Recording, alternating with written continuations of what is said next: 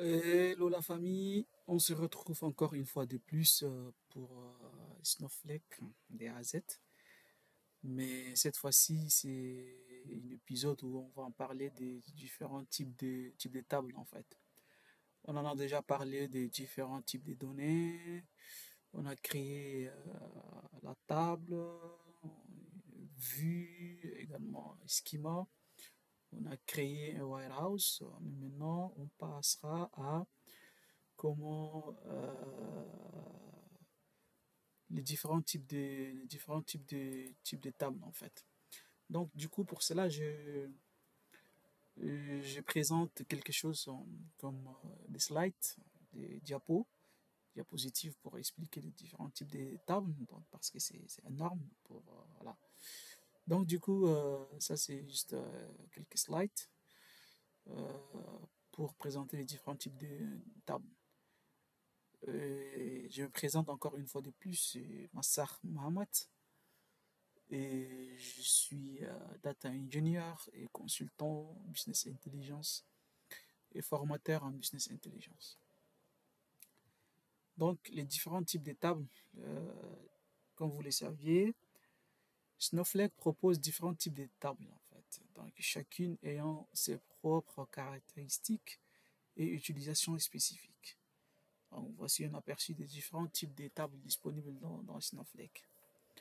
Donc, les différents types de tables disponibles sur Snowflake, on trouvera parmi les différents types de tables, on a les tables permanentes, ou en anglais appelées permanent tables.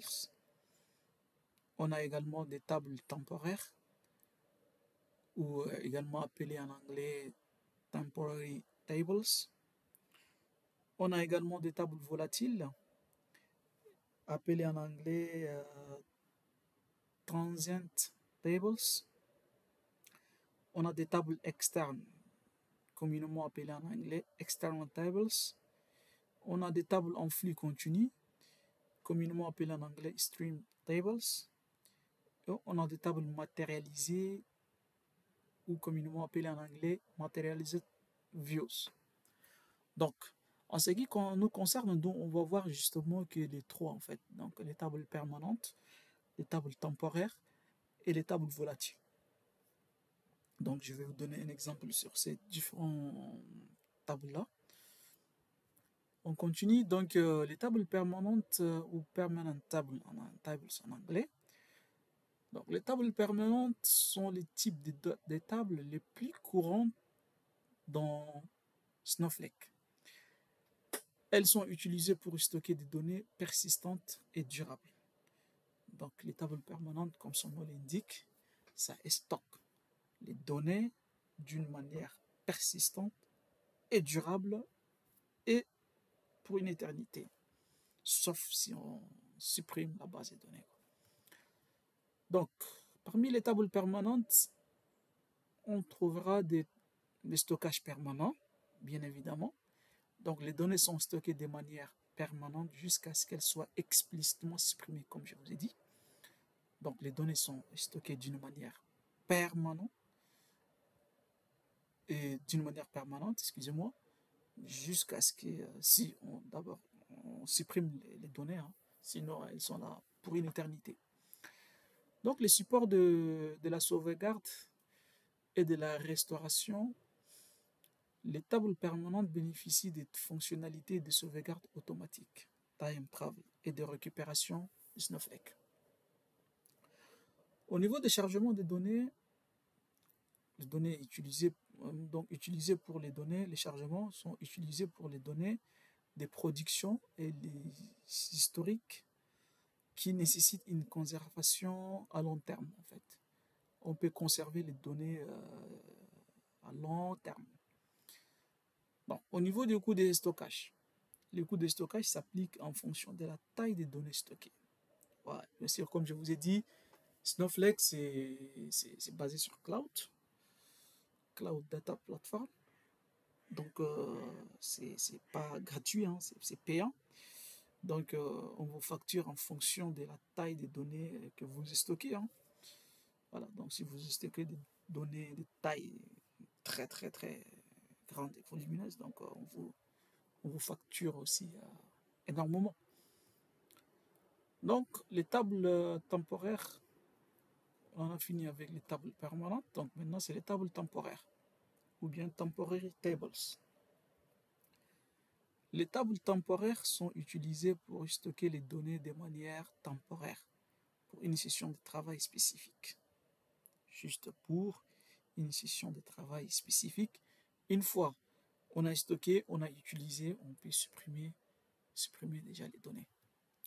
Donc, durée des vies limitées. En fait. Voilà, durée des vies limitée. Les tables temporaires sont disponibles uniquement pour la durée de la session de l'utilisateur. Elles sont automatiquement supprimées à la fin de la session. Une fois on a utilisé ces données-là d'une manière temporaire, on les supprimera définitivement de la table ou bien de la base. Donc, stockage éphémère.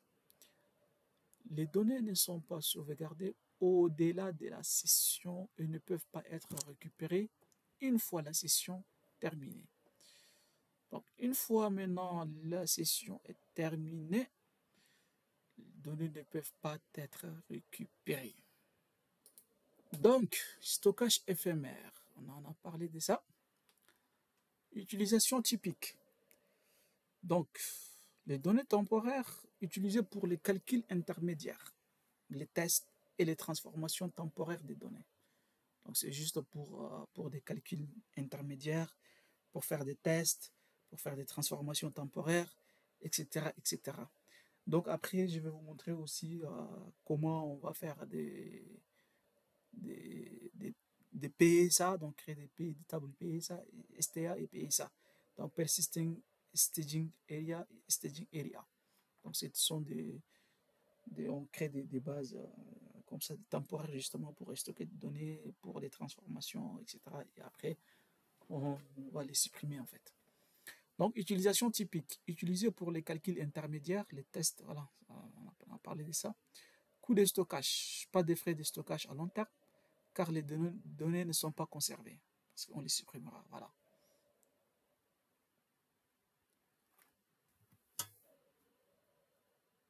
Maintenant, on passera,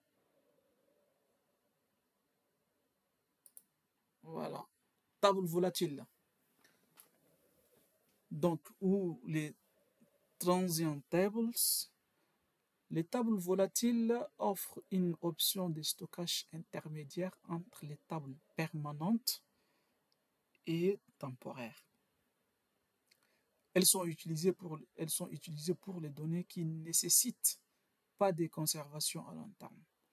Si on veut juste stocker des données d'une manière aussi temporaire, mais pas à long terme, on utilise les transient tables comme souligné. Donc, c'est l'intermédiaire entre les deux tables permanentes et les tables temporaires. Donc, les tables volatiles ou transient tables ont des durées de vie donc au-delà de la session de l'utilisateur. Les tables volatiles persistent au-delà de la session de l'utilisateur, mais ne sont pas incluses dans les sauvegardes des données ou la récupération, donc time travel. Stockage non permanent. Les données peuvent être supprimées automatiquement en cas de problème, mais ne bénéficient pas des fonctionnalités de récupération. Il n'y a pas de fonctionnalité pour récupérer les tables volatiles. Utilisation typique. Idéal pour les données qui n'ont pas besoin d'être sauvegardées ou archivées, comme les données temporaires ou intermédiaires qui persistent au-delà d'une session. C'est l'utilisation typique des tables volatiles. Le coût de stockage, moins coûteuse que les tables permanentes en termes de stockage et de sauvegarde. Voilà. On a également les tables externes, external tables. Les tables externes permettent à Snowflake de lire les données stockées dans des services de stockage externes comme Amazon, S3, Google Cloud Storage ou Microsoft Azure. C'est-à-dire ici, on va stocker au niveau des Snowflake des données provenant d'une source externe en fait. Par exemple, je peux avoir des données sur Azure, Microsoft Azure, et je vais récupérer ces données-là et venir les stocker au niveau d'une table Snowflake. Hein. Et également à partir des S3, à partir des GCP, Google Cloud, et etc., etc. Donc, ici, les données stockées à l'extérieur, les données sont conservées dans le stockage de l'objet externe. Elles ne sont pas intégrées dans Snowflake. Donc, c'est des données qu'on récupère à partir de stockage externe. Comme je vous ai donné un exemple, des Azure, Microsoft Azure, des S3, etc. AWS, donc Amazon Web Services. Donc, lecture cell. Les tables externes sont principalement utilisées pour la lecture des données et ne peuvent pas être modifiées ou insérées directement. C'est clair. Donc, les tables externes sont principalement utilisées pour la lecture des données et ne peuvent pas être modifiées ou insérées directement. Donc, format des données prises en charge. La prise en charge des formats des fichiers externes tels qu'on a des CSV, JSON, Parquet, Avro, ORC, etc., etc. Utilisation typique. Utilisé pour analyser des données stockées à l'extérieur dans les charges, sans les charger plutôt entièrement dans Snowflake, ce qui permet une gestion efficace des coûts et des performances. C'est clair. On a également, parmi les différents types de tables, on a les tables en flux continu ou en anglais Stream Tables. Donc ici, les tables en flux continu ou streams sont utilisées pour capturer et traiter les modifications des données dans une table source. Alors, on a une capture des données modifiées, capture les opérations des modifications, c'est-à-dire insertion, mise à jour, suppression sur une table source. L'intégration avec Snowpipe, souvent utilisée avec Snowpipe pour charger et transformer les données en continu. On a également l'utilisation typique, c'est-à-dire idéale pour les applications en temps réel et les scénarios d'intégration des données continues. Donc, voilà, en grosso modo, les tables en flux continu. Voilà, j'ai oublié juste de vous rappeler. Ici, intégration avec Snowpipe. Donc, pour ceux qui ne savent pas, Snowpipe, c'est un service de chargement continu et automatisé des données dans Snowflake. Donc, pour charger des données dans Snowflake à partir d'un service externe, à partir d'une source externe, on utilise Snowpipe. Voilà. On passe. Pourquoi? Voilà. Donc, on a une autre table,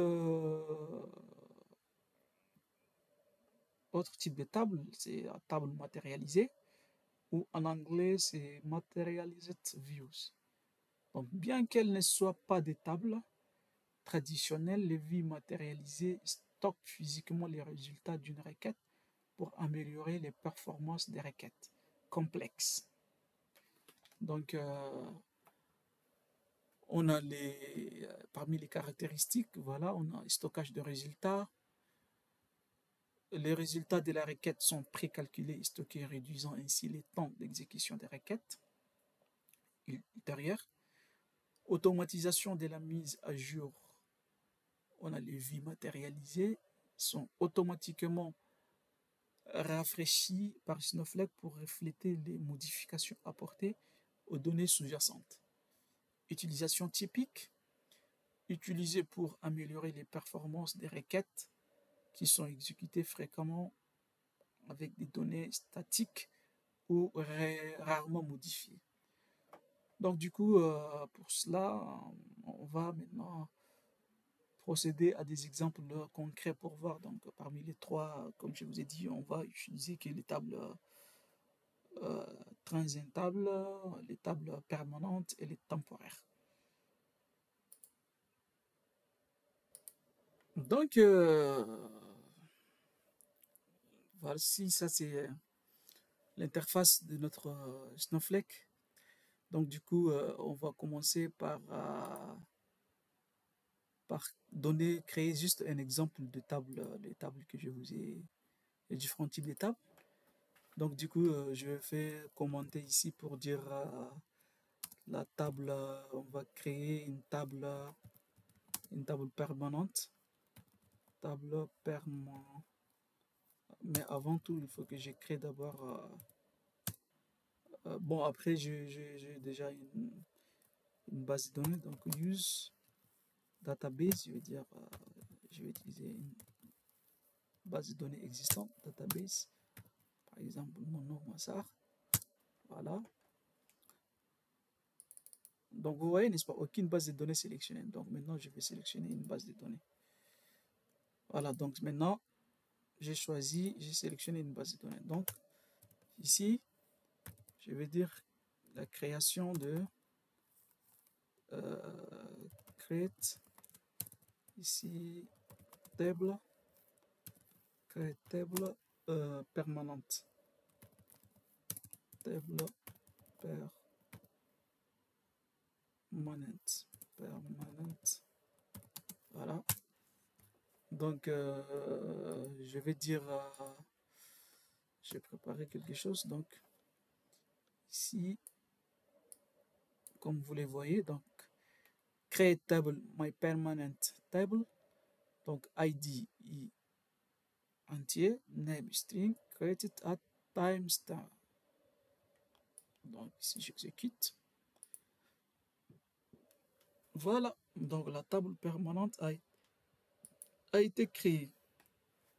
Donc, je viens au niveau de Massar, j'affiche public, zone de préparation. Ouais, non, ça c'est quelque chose que j'ai fait avant. Ouais, ça c'est my permanent table. Donc, je vais faire un select étoile from my permanent table. Voilà. Voilà, donc c'est KD, donc c'est ID et name et create at. Donc, voilà. Donc, après,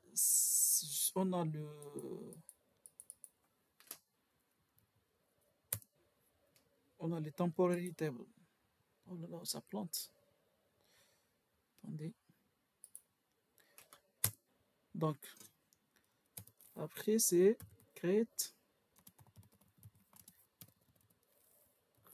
table temporary table temporary, ça. Ça bug. Donc,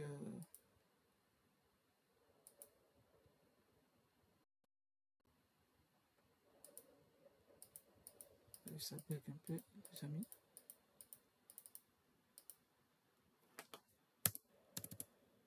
Temporary. Parce que j'ai un petit processeur, un petit temporary. Ça bug mon PC, ça plante mon PC. Donc, parce que depuis hier, j'ai pas éteint mon PC. Et voilà, là, ça a commencé à bugger. Ça a commencé à bugger.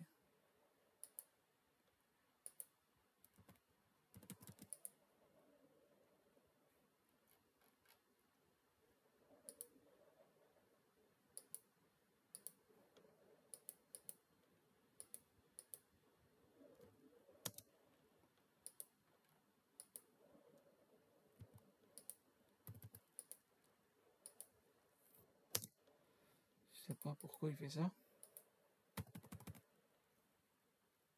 Ça commence à bugger, hein. J'actualise. On va voir.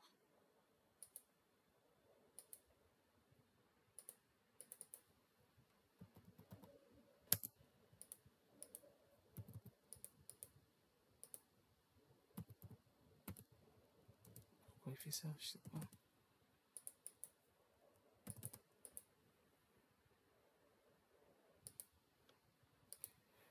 Voilà, donc créer table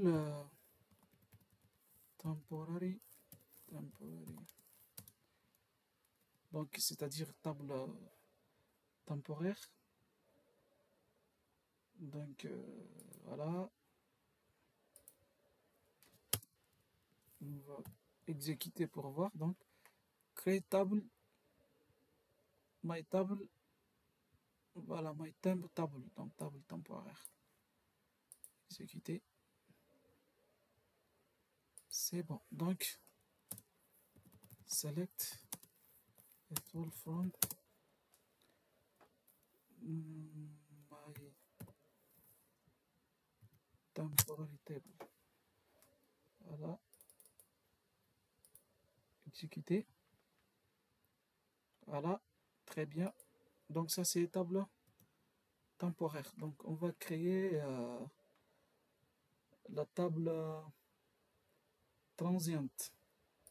Donc, on va créer la table. Ça, c'est create.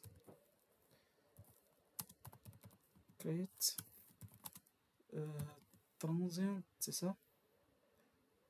Transient table.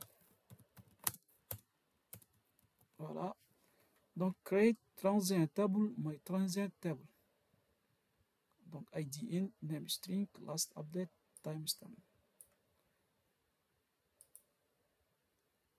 Voilà. Ça, c'est les transient table.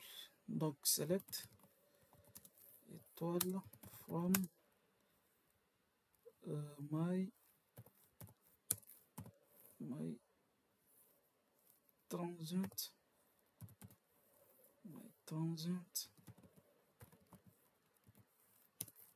table.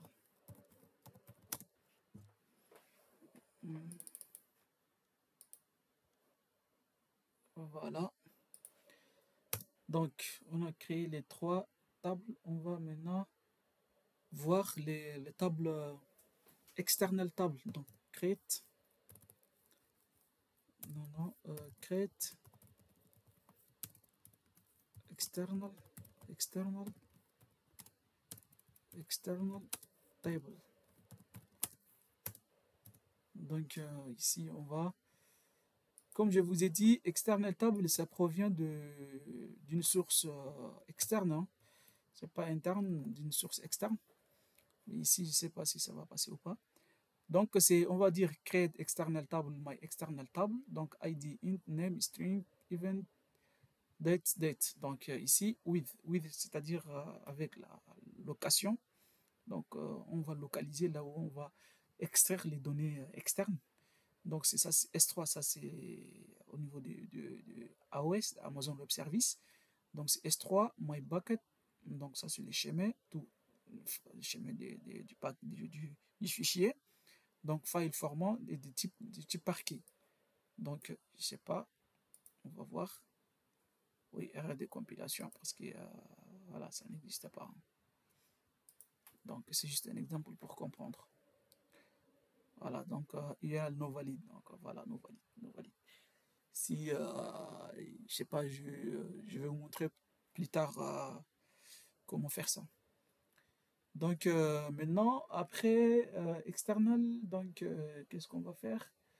On va voir avec streaming. Donc, create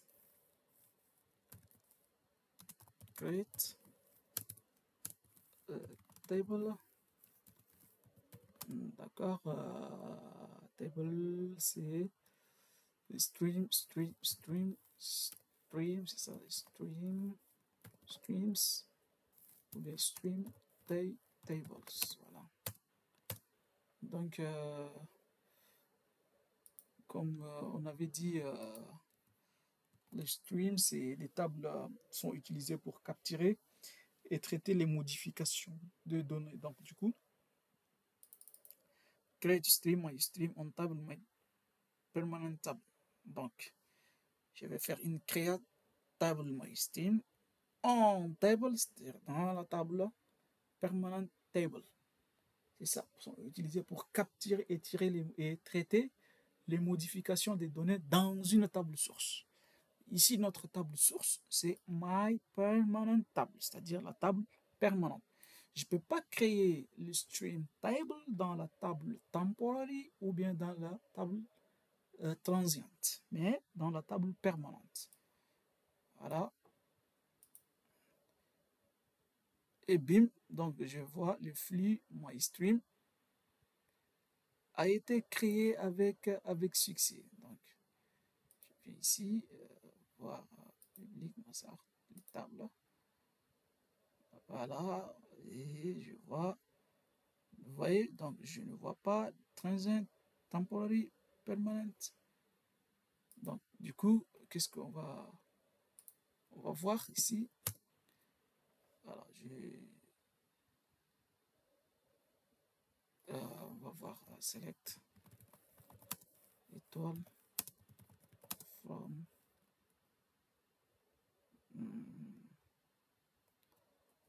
on va voir my quoi. Voilà, j'ai fait my stream, voilà, my stream. Voilà. Donc, ici, comme vous les voyez, j'ai créé à l'intérieur de notre table permanente. Donc, on a les metadata update et metadata raw ID. N'est-ce pas? Donc, c'est à l'intérieur. Donc, maintenant, je vais voir la table permanente ici. Permanente.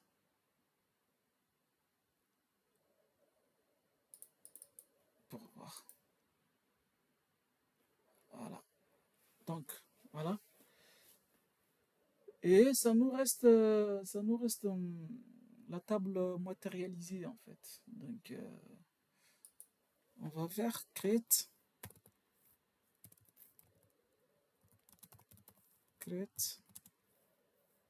table matérialisée.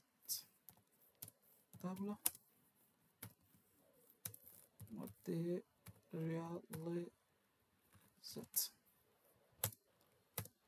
Voilà. Donc, ici, on verra create materialized view, my materialized view as. Voilà, je vais faire un alias, faire une sous-requête pour dire select id count, compte-moi as total, le nombre total. Ici aussi, on va faire un alias. From my table, permanent table group by id. Et bim, il va le faire. Très bien. Donc, on a créé ici, attendez. Donc, ici, public, des vues, voilà. Donc, j'ai créé des vues matérielles, en fait, matérialisées. Donc, vous voyez, donc, matérialisé, table matérialisée, ça c'est très bien. Donc,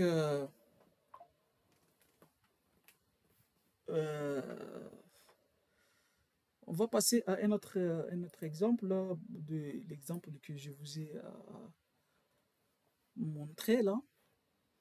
Donc ici, je redescends en bas, donc je vais utiliser notre deuxième, je pense, notre deuxième série de vidéos. Donc on a créé MyDB, donc MaDB plutôt. Donc use MaDB, attendez, je vais chercher, je pense, ouais. MaDB, voilà. Donc j'ai créé mon schéma et j'ai créé des tables. Voilà, employé data my table. Donc ici ma DB, donc je vais utiliser ma... Non, attendez, j'ai pas utilisé use database ma DB, voilà. Donc je vais utiliser cette base de données là. Et dans ça, je vais utiliser également les schémas, voilà. Aussi le use schema quoi, mon schéma, voilà, schéma, très bien, voilà. Ok, qu'est-ce que je vais faire encore? Maintenant je vais créer des tables, la table permanente elle est là, donc c'est my table en fait. Donc on va faire select étoile from my table. Donc ça c'est la table permanente, la table principale. Voilà, vous voyez, n'est-ce pas? Donc c'est name, ID, name et email. Vous voyez? Donc ça c'est la table permanente. Mais maintenant je vais plutôt la table principale. Donc ce que maintenant je dois faire, c'est de créer la table, les trois tables, table permanente, table transiente et table temporaire. Donc on va d'abord commencer par la table permanente. Donc voilà. Donc ici c'est create a permanent table, create table permanent, ID number, name varchar, date. Donc je vais exécuter cela. Voilà. Donc la table permanente a été créée. Donc je vais exécuter pour voir, actualiser, excusez-moi. Donc mon DB, mon schéma, les tables. Et voilà, je trouve maintenant la table permanente. Donc ici, je vais faire un select étoile from permanent table. Permanent table. Voilà. Voilà, ID, name et date. Donc je continue avec la création de transient table en fait. Donc je continue avec transient table. Donc create transient table, create transient table, ID, number, name, varchar, date. Donc j'exécute. Voilà, la table transient table a été créée avec succès. Voilà, avec succès.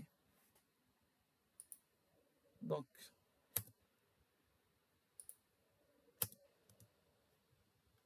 ce qui me reste, c'est à créer maintenant la table temporaire. Donc on va créer la table temporaire ici. Create temporary table. Donc je vais exécuter cette requête. Voilà, on a créé la table permanente, la table transiente et la table temporaire. Donc du coup, je vais maintenant insérer les données de la table permanente, table, comment dirais-je, transiente et table temporaire. Donc je vais pratiquement insérer même données. Insert into permanent table values, insert into pour transient et insert into pour temporary. Voilà, exécuter.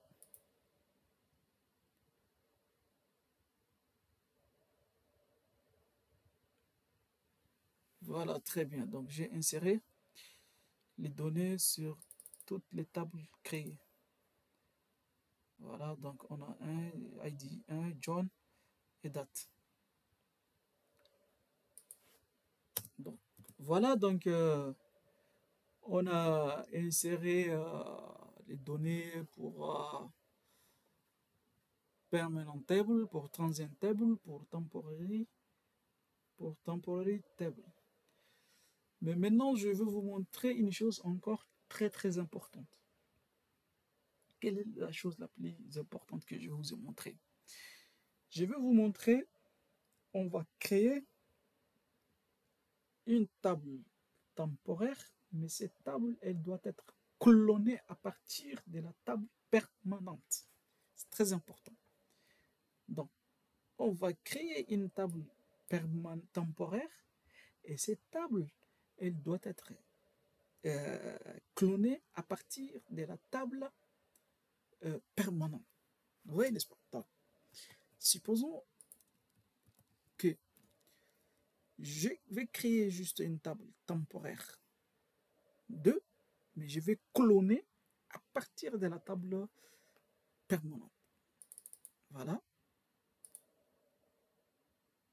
Très bien. Et ce qu'on va faire, on va dire select, d'accord, étoile, from, table, temporary table D, voilà. Temporary table D. Donc vous allez voir les données de la table permanente. Et bien voilà, Gilles. Donc on va voir la table permanente.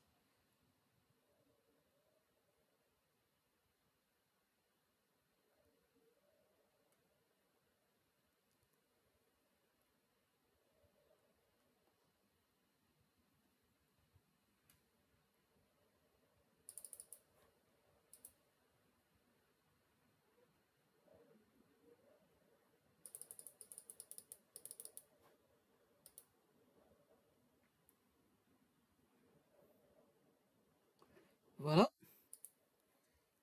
Donc je vais continuer pour vous montrer également avec transient. Donc créer transient table D, clone permanent table. Donc je vais cloner la table transient table. Ok. Maintenant j'ai cloné maintenant la table transiente. Qu'est-ce qu'il faut faire? Je vais faire un select étoile from transient from transient table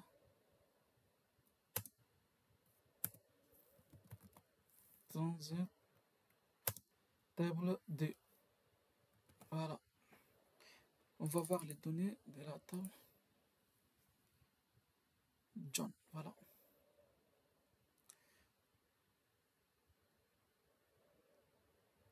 Voilà. Donc ici c'est transient table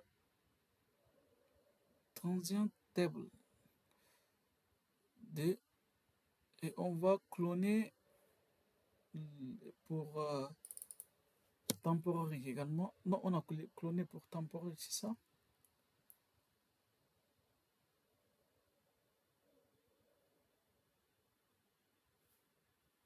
Voilà, etc., etc. Voilà, donc on s'arrête là. Donc je vous ai montré les différents types de la création des tables. Table temporaire, table, qu'est-ce que fait table temporaire? Qu'est-ce qu'elle fait la table transiente? Qu'est-ce qu'elle fait la table transiente? Qu'est-ce qu'elle fait la table vue matérialisée? Etc., etc. Merci, on se retrouve sur une autre vidéo.